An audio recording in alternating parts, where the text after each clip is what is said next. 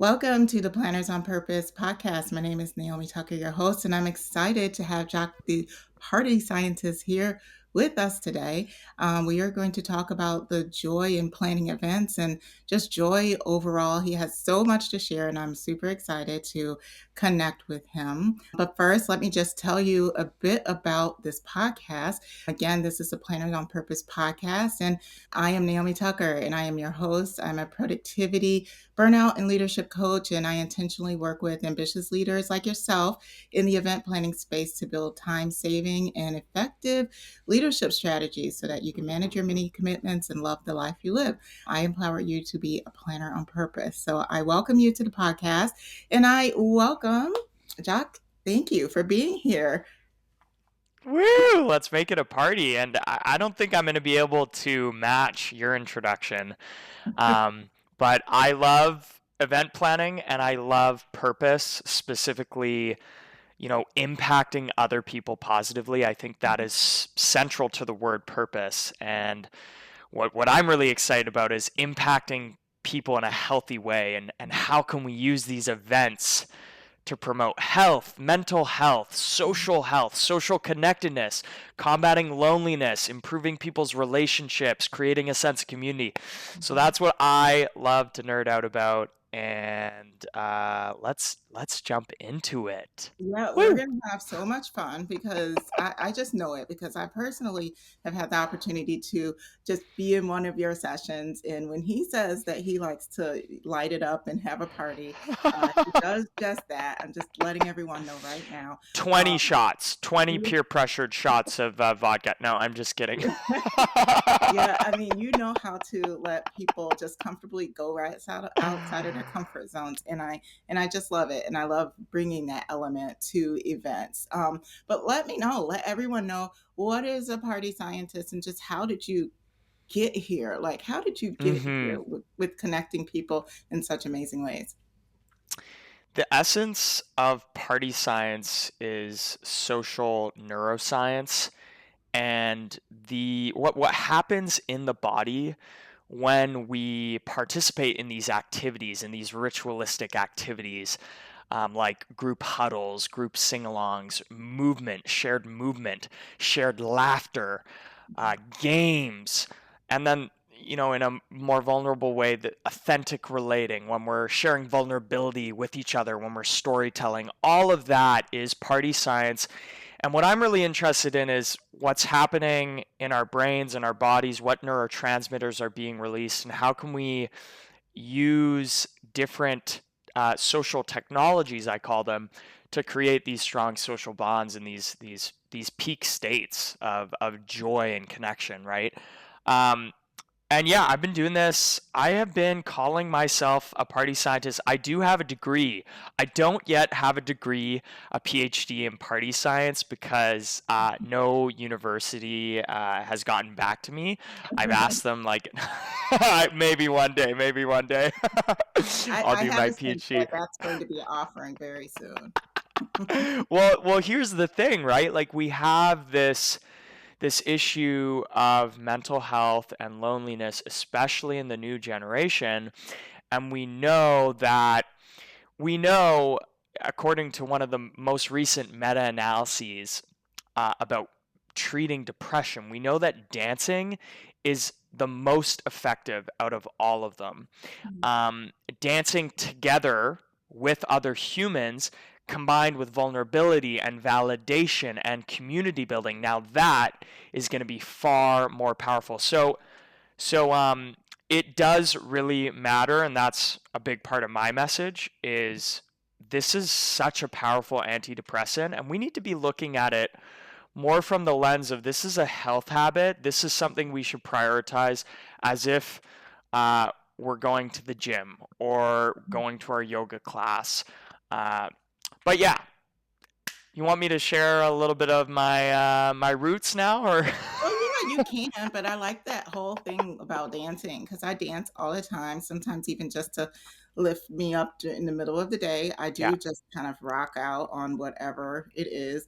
And I find that I have the closest relationships to the people that I have danced with. Isn't that when you said that? I'm thinking about Wow. when I'm on site or when I'm connecting with people, whether it's in the industry or outside of the industry, people that have gone outside of their, their box and dance with me, I'm probably the most closest to, and I'm pretty sure there's Mm-hmm. some science around that. 100%. And immediately what comes to mind is the vulnerability of dance. For some, it's not vulnerable at all. But I definitely, I've danced in public. I've led parties in public across, 20 cities. That's how I learned to be a public speaker. That's how I learned to lead opening ceremonies for events. For me, it was vulnerable, but it became less vulnerable. But really, when we're building relationships, it's these exchanges of vulnerability. It's like, oh, you were vulnerable, you took a risk. I noticed your risk. I Mhm. validated it. I responded constructively to your risk. I'm dancing with you now, or I'm high fiving you, or I'm encouraging your dance. That is a building block of relationship. And so I can see how that makes sense. The other thing I'll say is I really wish there was a different term than dance, because dance for a lot of people is a performance. And Mhm. for me, it's not a performance at all. It doesn't matter how you look. In fact, it's better when you are not trying to dance a certain way. I usually just say movement and music is one of the most powerful ways to change our physiological state. Movement and music, because Mhm. you don't necessarily need to be dancing well or like performing, looking good, Mhm. like you're filming yourself on your TikTok and going viral. That's not what dance is about for me. Yeah, and I totally can see that. It's about connecting, yeah, just moving and connecting in a way, and you're just responding in kind to someone else. It's like you're feeling the same things in that moment. Yeah. Yeah, yeah, it's a shared emotion Mhm. and shared positivity. And this Mhm. is something I'm really interested in, is like how do we create experiences of shared joy? And Mhm. how does that joy create social bonds, and change the psychological safety in the room? Mhm. And I think the normal way of creating that shared joy, that shared positivity, is through spectacles. It's through entertainment where people, like, I'll tell you a story actually. I'll tell you a story. I spoke at WEC, and it Mhm. was the WEC that was in Mexico. It was in Okay. 2023, and it was grand. Like the resort, four giant resorts back to back, bowling alleys, endless food and buffet. Like it was awesome, Mhm. beautiful place. And the final party they organized, uh, it was right on the pool deck, and everyone was dancing, and it was hot, and like the ocean is behind us, and there was, and suddenly people started to look up at the sky, and there were like lights in the sky, and people realized, oh my gosh, it's a drone show. And immediately everything stopped. The whole party stopped, and everyone took up their phones Mhm. and looked at the drone show. And they benefited from taking out their phones because they're going to show a bunch of people how great their life is, right? But ultimately, the spectacle, the spectacle paused and halted all human connection, but it still created this moment of shared joy.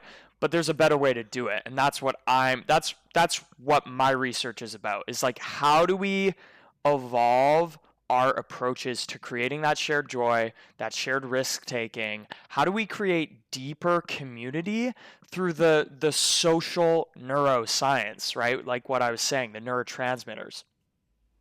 Yeah, absolutely. So I can imagine how that looked, right? Or how I don't even know if they knew that they missed out on that social connection that was actually happening. The thing is, now you can be at a party, you can be at a concert, you can be at an event, and you Mhm. can gain status from filming it and showing it to people. Right? Right. Before that, you had to tell stories.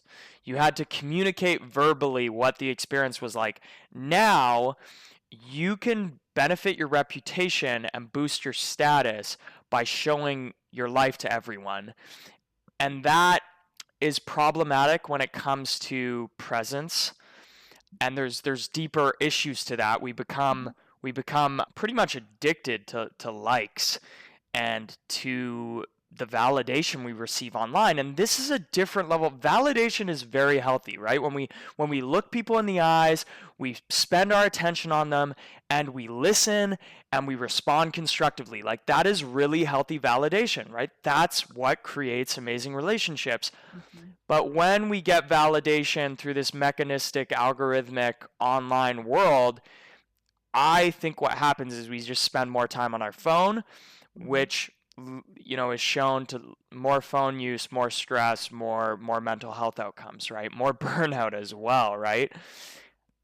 Yeah, I mean, definitely it's more of getting that natural, I guess, dopamine through our connections and connectivity to other people naturally versus it being something that is manufactured or put together by we're straining and striving to do it. With the dancing situation, people, it was just natural. The scene was set, the music was set, everything was set. All they had to do is just step into that connection versus on the other hand it's them putting it all together. And then from there, they have to figure out when to post it, figure out what the caption should be, all of that. It ends up being more work for Yeah. them. Well, it's just incredible because now we have very complicated digital lives to manage. And before that, we spent time with people. Like, what would humans do? Like, we would go to the community hall and we would eat dinner with each other. And there's this brilliant paper called The End of Bowling Alone in America. And it talks about the decline in community engagement in the last 20 years. And community engagement means how many clubs are you involved with? How many community clubs are you participating in? So, you know, when we can apply this to meetings and events. Mhm. For me, like, the essence of social autopilot is to be distracted by your phone. The essence of social autopilot is to be distracted by your smartphone. And so, the social norms, we need to shape the social norms so that people are not constantly on their phones. Mhm. And we shouldn't incentivize phone use by having these keynotes where it's just the audience gets talked at. How do we create more engaging experiences where people are exchanging that joy with each other and evoking those neurotransmitters Mhm. versus the mere spectacle, which incentivizes documentation and social media use? Yeah, I totally agree. I was at WC actually and did a session there, and it was about talking about burnout. But we did a lot of conversation, and I noticed though conversation was healing because there's one thing to talk about burnout, right? But the goal is for us to get into more burnout prevention practices, for us to have more joy about what we do, those type of things. But I did notice while people were connecting they found some way of relating to the other person that might be experiencing the same thing that they did. And they had a amount of just healing, like, oh, I feel so good now because I was able to connect with somebody, exchange the fact that, hey, this is what I'm working on, and in a way feel validated that there is some type of a greater purpose or something that they can do about it and come on the other side. So I feel like it was a healing session, which really speaks to what you were talking about.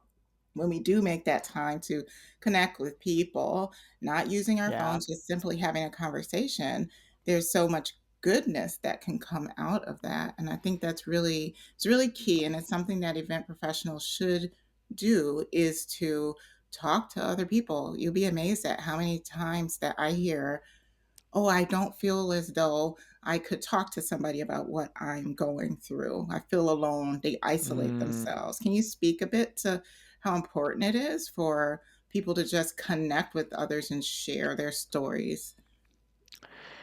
Yeah, it's so simple.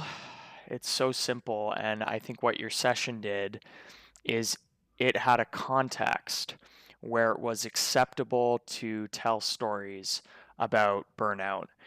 And I think at most events, that's that's too bizarre. That's too non-contextual, right? So, um, the first thing I'll emphasize is just simple conversation where there's a higher level of vulnerability and personal storytelling. Just that is so nourishing, and just the simple act of listening can really accelerate connection and make people feel it can invite them to take more risks, right, Mhm. and be more innovative as a result.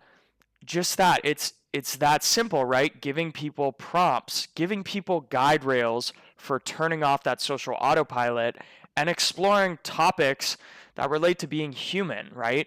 Yeah. um, so the other piece is creating social norms where that's acceptable. And the other component of the social autopilot, and I just published an article about the social autopilot, so that's why I'm mentioning it a lot. But Mhm. um, one of the theses of that article is this: like, when your attendees have their social autopilot on, it is not helping them reach their goals. It is not helping them feel the sense of community you want them to experience. It is not helping them break free from their clique, right, and meet other people. So we must educate attendees on social norms that we want at our event. And one social norm is we want to embrace a little bit of a deeper personal connection, instead of merely transactional or factual, right? A lot of people, and just as a tip for your own conversations, instead of talking about facts like worldly facts or theories, Mhm. add some personal touch to it. That's where connection happens, is through personal storytelling, personal experiences, feelings, thoughts, Mhm. emotions. That is going, and you got to reveal that, because if you don't reveal it, no one's going to reveal it to you. So, to wrap that all up with a bow, it's important for that social autopilot to come off, and we must invite our attendees to turn that off through educating them prior to the event, through an opening ceremony that shows people how to behave, through spaces at the event where that context is set. A connection lounge or some place where, not just a bar where everyone's just talking to people they know, because we've all had that experience, right?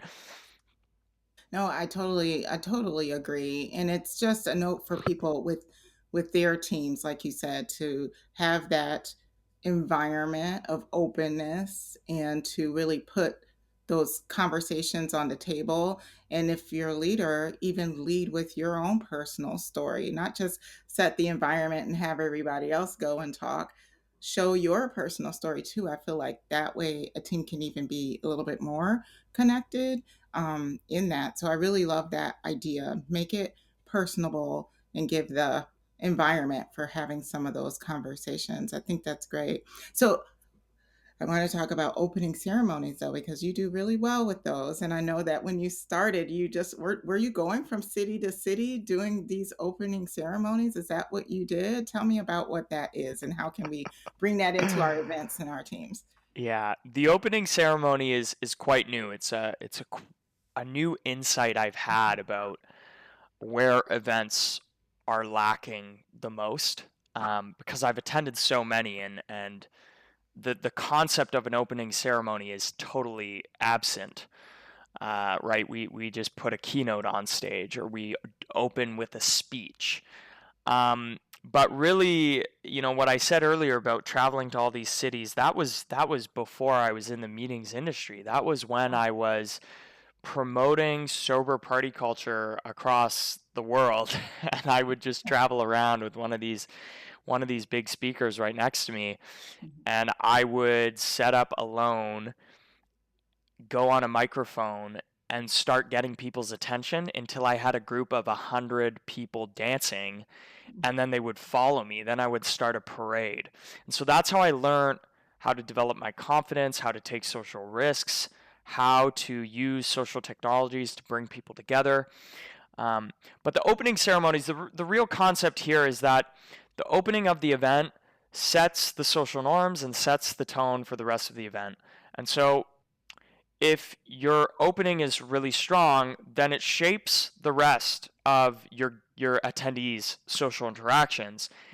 And there's so much more that we can do in an opening ceremony than merely um, educate or talk at, right? Like a keynote can be very educational, but the keynote speaker is not thinking about how to change the social norms at your event. They're educating your audience. And they may be really engaging and they may have really fancy PowerPoint slides, but they are not changing the sense of community in the room as much as something else, which is the interactivity, right? The ceremony, the ritual.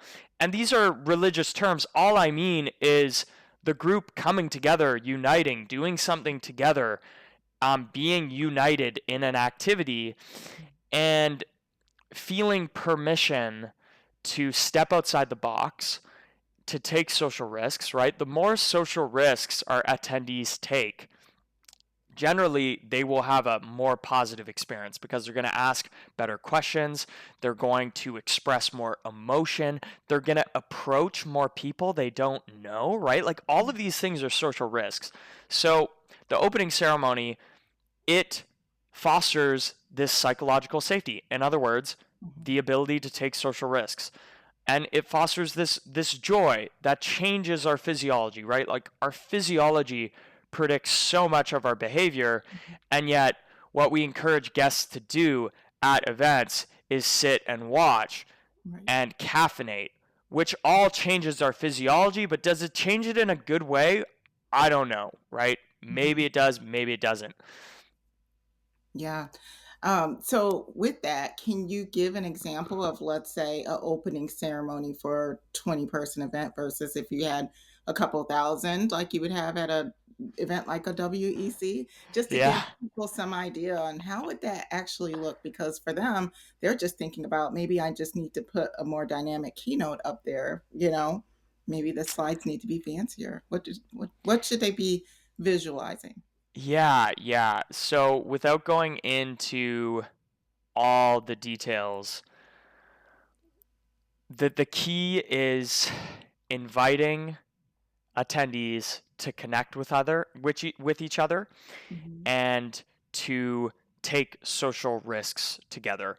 And you can do that through a variety of tools. You know, Mhm. at MPI New Jersey, I had people talking with each other about one person in their lives who they're most grateful for because of ABC, right? Mhm. That was a prompt, and so we kind of started with this gratitude, Mhm. and then we did some high fives around the room. Everyone's moving around the room, meeting each other, shaking hands, high fiving, right? There's music. No one needs to dance, but it's just this kind of movement, this energy. And then people freeze and there's another prompt. There's another prompt. One of the other prompts I like is how are you really? And it's kind of this uninterrupted sharing. So these are out of the box ways of connecting, but what they do is they allow people to show up fully, show Mhm. their emotion, and to take social risks. Now, with a large group, with a large group, it's a different experience, right? Mhm. I would get people into small pods with large groups, and I would get people to do activities in like groups of 5 Okay. or groups of 7. With a group of 20 people, it's really great because you can have each group member lead the group, right? Um, but yeah, from my article on opening ceremonies, there's 3 goals that we want to do during the opening. Um, we want to change people's physiological state. Mhm. Okay, so we Mhm. want to elevate their energy and elevate their joy because we know that that makes them more intelligent, socially intelligent. It it improves their cognitive function, it Mm, improves their focus, right? Number two is we want to foster this risk taking, this psychological safety. And then mhm, number three is we want to create that sense of belonging. So psychological safety and belonging are a little different. Psychological safety is about risk taking. Belonging is more about I feel accepted.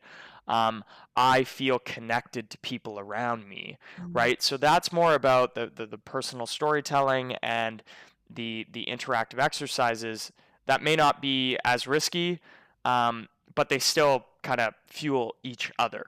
So yeah, those are the three goals. The ways that we do that, there's hundreds of ways that you mm, can do it. Um, Starting with a stretch, starting with a pairing people up and giving them a prompt.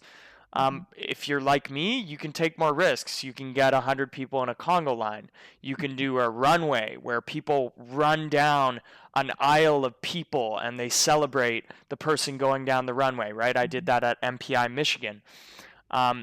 If you're super extreme, you can crowd surf. Yeah.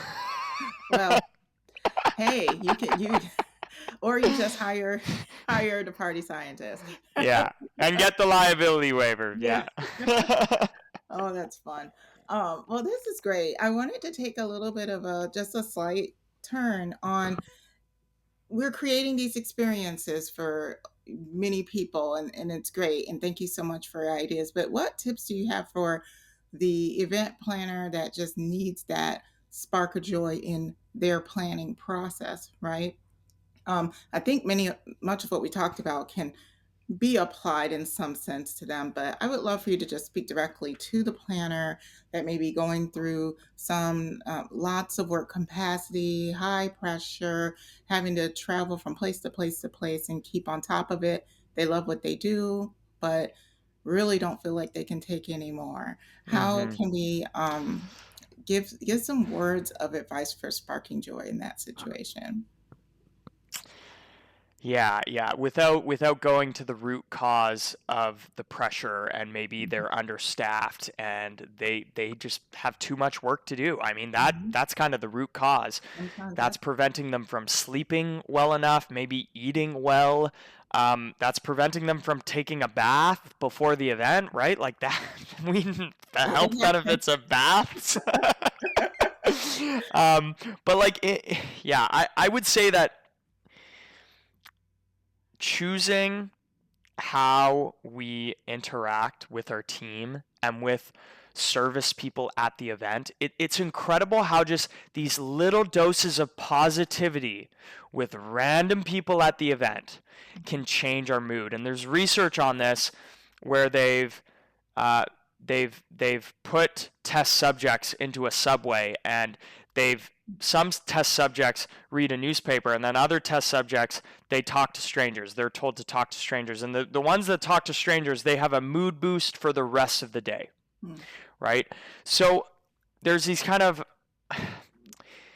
yeah, and it's how do we get into this place where we we are nice to others and we don't appear stressed, and I think we need to think of human connection as fuel for our tank. We need to realize we can get energy from other people, and it's not just for them. Like we're not being positive to them mhm, for them. We're also realizing that process, that exchange of emotion fuels us and brings joy into our day. And I think in the interactions within the team, how do we bring humor, lightheartedness, embracing imperfection, making fun of ourselves?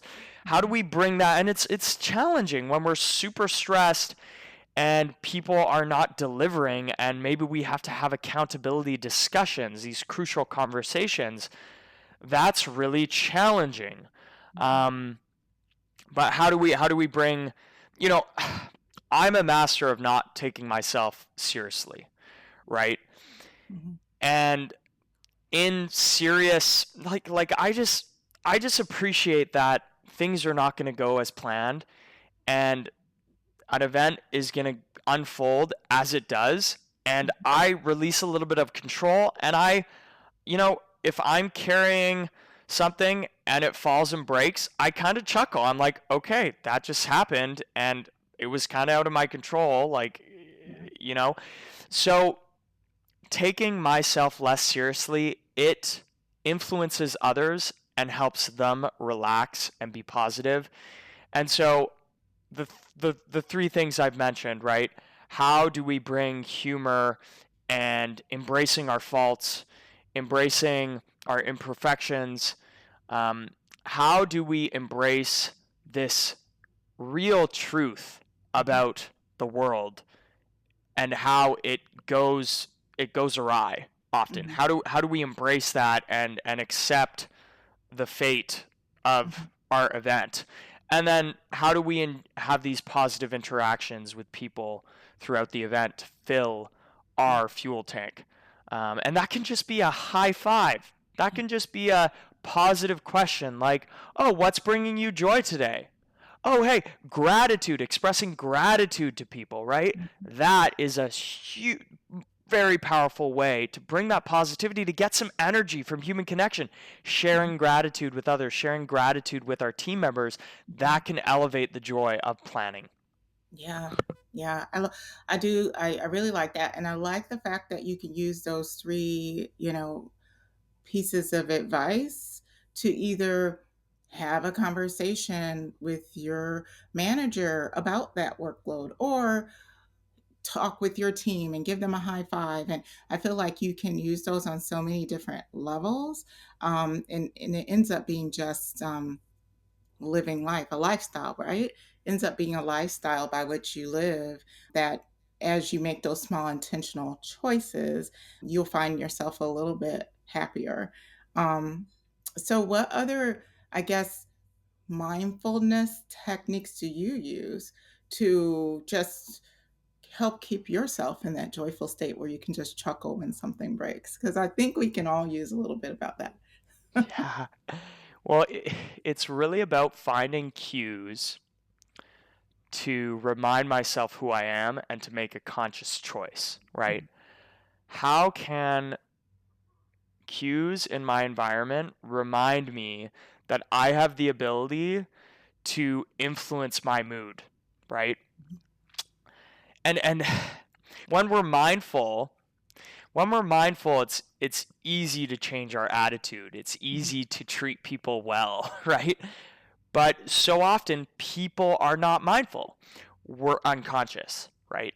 Yep. So for me, like I have spreadsheets and I journal every day and I have these cues. So, for example, when someone criticizes me, that's a cue for me to listen and appreciate someone's taking a risk in criticizing me. Maybe they're giving me feedback. Maybe they're not communicating their feedback very well.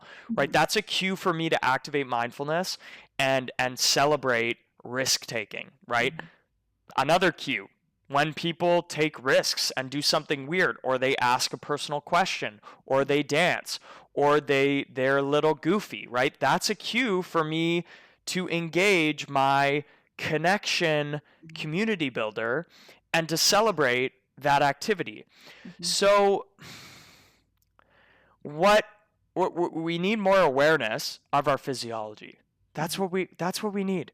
We need to be aware of how we feel more often, and if our shoulders are super tensed and are we're slunched over and we're being consumed by our phone, we need to be aware of that. Mhm. So how do we train that awareness?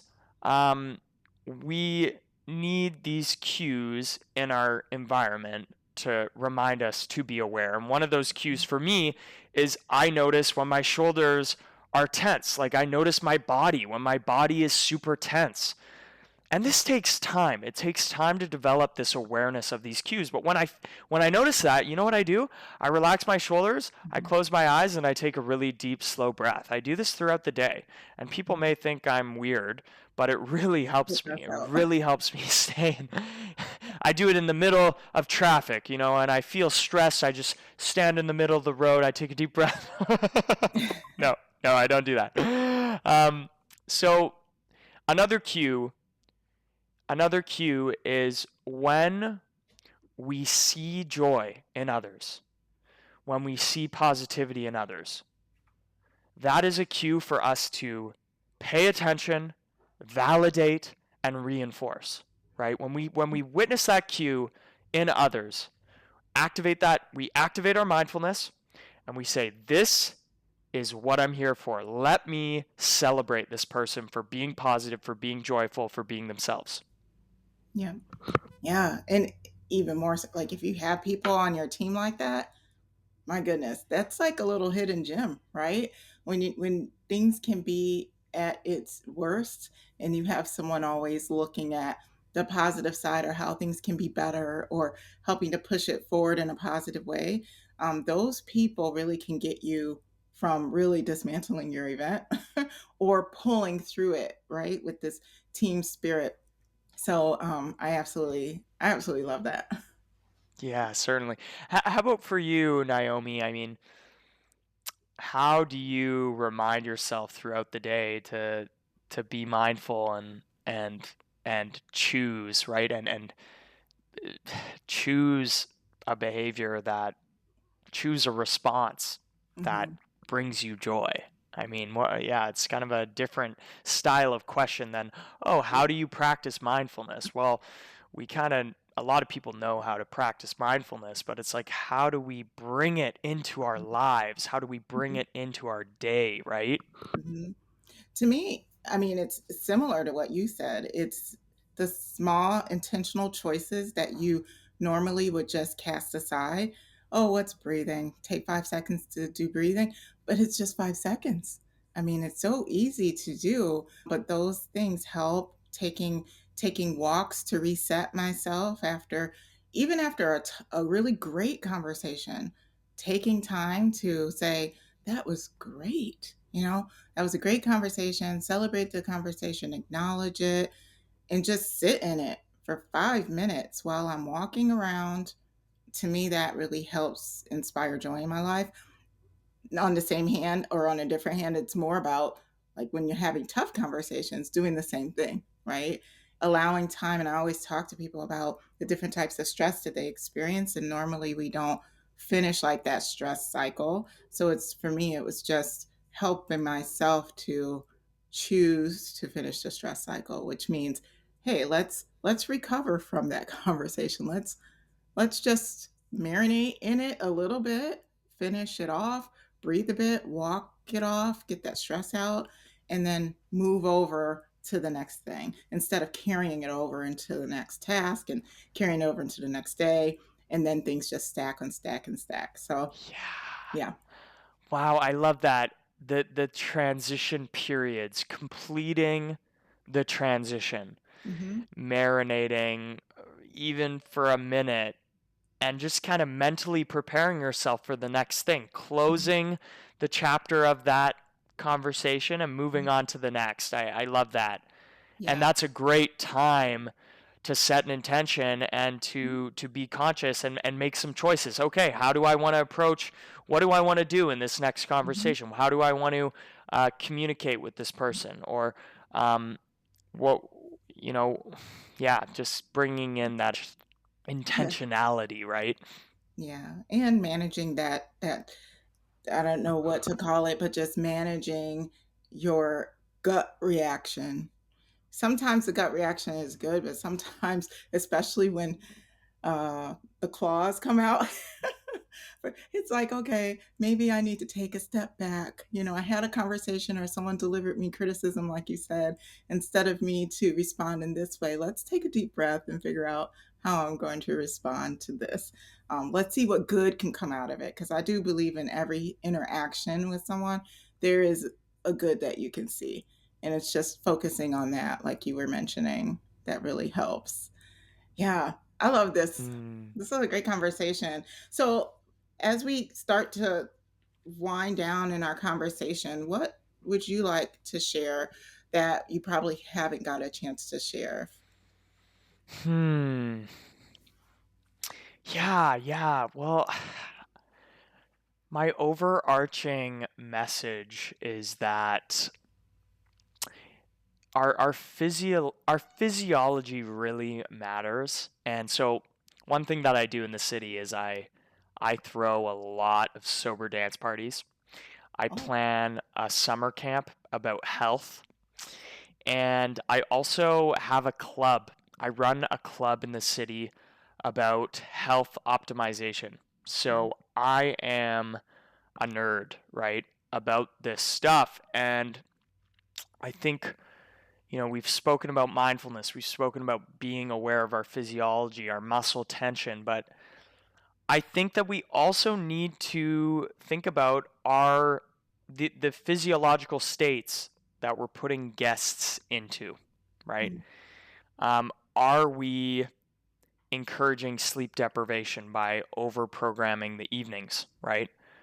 Are we serving food that makes people sleepy, right? High sugar food, right? It creates that afternoon sleepiness. Mhm. Um, and so I think where I hope the events industry goes is we move away from sitting and watching Mhm. and we move toward tools that change our physiological states, improve our focus, improve blood flow to the brain, Mhm. right? That's my hope. And I think the opening ceremony is where it's most important. The opening is where it's most important to change that physiological state.